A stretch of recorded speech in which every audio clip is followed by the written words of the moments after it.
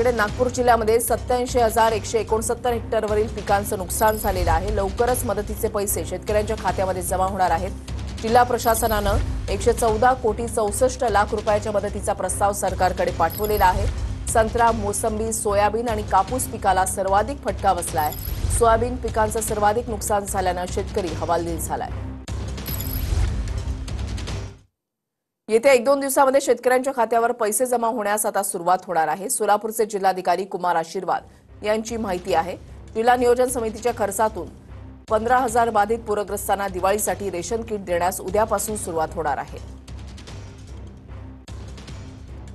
Item आहेत, जवळपास 15,000 kits आम्ही तयार केलेले आहेत। ज्यांचे घरात पाणी शिरलं होतं त्यांच्यासाठी ऑलरेडी ट्रक्स आणि जे छोटा टेम्पो आहेत त्याचे नियोजन झालेलं आहे। प्रत्येक गावामध्ये आम्ही तलाठी, कोतवाल, पोलीस पाटीलची एक समिती गठीत केली आहे ज्यांच्या मार्फत तो वाटप होईल।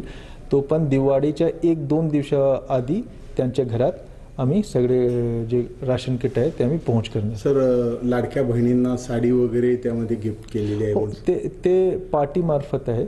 तो जे जिल्हा नियोजन समिती मार्फत आम्ही हे 18 आयटम्स जे मी सांगितलं ते आहेत।